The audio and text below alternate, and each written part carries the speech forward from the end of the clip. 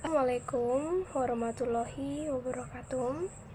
Shalom, Om Swastiastu, Nama Budaya, Salam Kebajikan. Perkenalkan, nama saya Nala Rolina Stumorang dengan NIM 250231100041. Halo teman-teman, saya akan menjelaskan hasil dari studi kasus saya. Analisis persamaan dan perbedaan pemikiran ekonomi kuno atau Aristoteles dan pemikiran ekonomi klasik Adam Smith.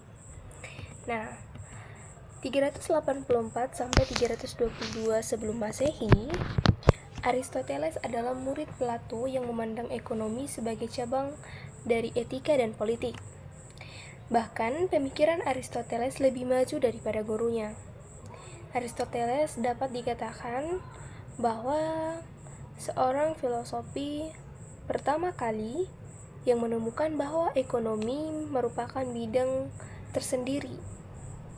Ia menganggap bahwa ekonomi bukan hanya sebagai keuntungan, tetapi untuk kesejahteraan moral atau eudaimonia. Aristoteles merupakan orang pertama yang meletakkan pemikirannya tentang teori nilai dan harga. Bahkan juga Aristoteles yang meletakkan pemikiran tentang pertukaran barang atau bisa kita sebut sebagai sistem barter. Banyak sekali teori-teori Aristoteles. Namun, proses ekonomi Aristoteles membedakan dua cabang. Yang pertama, kegunaan dan keuntungan. Nah, kegunaan menurut Aristoteles itu sebagai sesuatu kontribusi dalam mencapai tujuan akhir dan bermanfaat bagi kehidupan manusia secara moral. Nah, yang kedua adalah keuntungan. Bukan hanya bersifat material, namun dalam bentuk spiritual dan moral, yaitu dalam bentuk kebajikan dan kebijaksanaan. Namun Aristoteles menolak konsep uang yang beranak atau bisa kita sebut sebagai keuntungan. Karena menurut Aristoteles, uang tidak bisa menghasilkan uang. Karena hal itu tidak mencerminkan nilai moral ekonomi yang benar. Dan menurutnya, uang hanya alat tukar, bukan sebagai sumber ekonomi. Selanjutnya, Adam Smith. Pada tahun 723 sampai 1790, Bapak ekonomi modern atau dikenal sebagai Adam Smith, pemikirannya lebih berfokus pada bagaimana pasar bekerja dan bagaimana manusia bertindak untuk mencapai kesejahteraan ekonomi. Bahkan teorinya lebih banyak dijadikan sebagai ekonomi klasik dan ekonomi pasar modern. Adam Smith menekankan bahwa manusia yang mengejar kepentingan pribadi dan dikelola oleh mekanisme pasar itu akan mendapatkan kesejahteraan bagi masyarakat. Divisi kerja, modal, bunga, bahkan juga perdagangan bebas merupakan elemen penting dalam sistem ekonomi yang efisien. Namun, Adam Smith menekankan perlunya aturan dan etika dalam mekanisme pasar. Dengan kata lain, teori Adam Smith menggabungkan dari kata rasionalitas ekonomi. Pertama, teori Adam Smith adalah tentang teori nilai dan harga. Yang dimaksud dalam mekanisme pasar ataupun di pasar klasik, harga barang terbentuk oleh permintaan dan penawaran. Yang kedua, teori tenaga kerja. Harga barang terutama berasal dari jumlah tenaga kerja untuk memproduksinya. Yang ketiga, teori perkembangan ekonomi pasar. Nah, Adam Smith menggunakan teori invisible hand, yang artinya tangan tak terlihat. Yang artinya, individu yang mengejar kepentingannya pribadi secara tidak langsung membantu mencapai kesejahteraan masyarakat. Contoh kecilnya di pasar, ketika harga apel tinggi,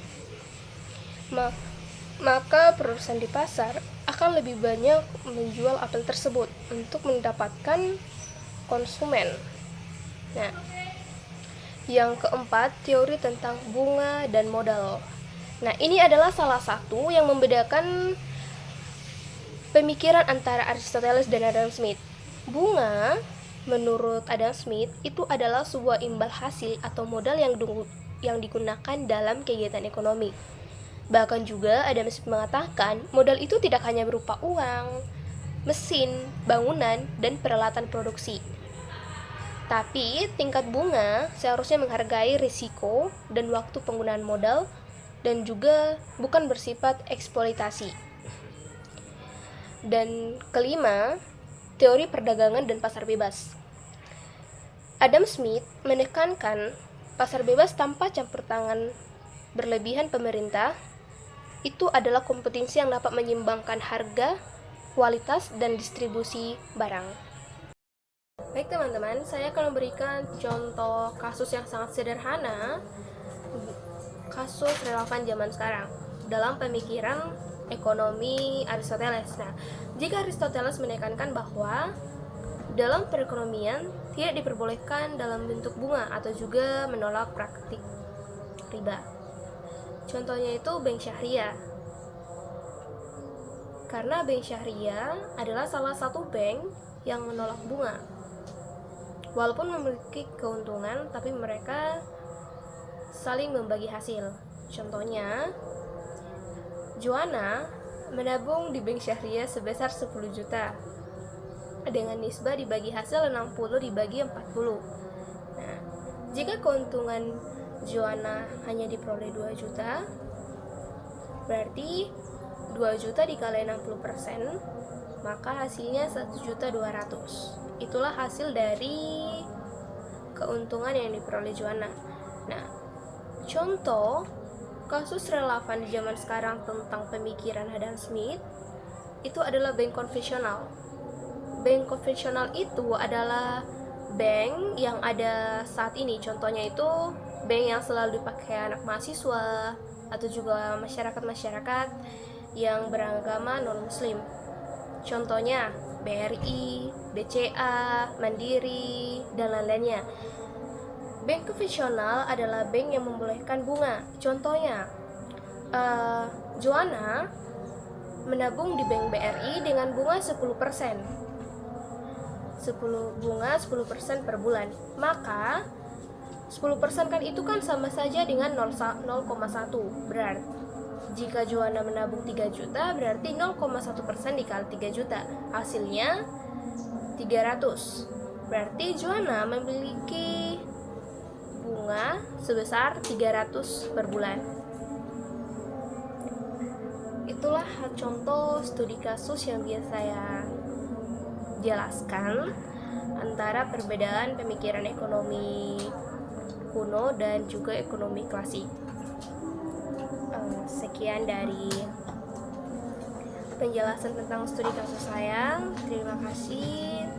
Sampai jumpa.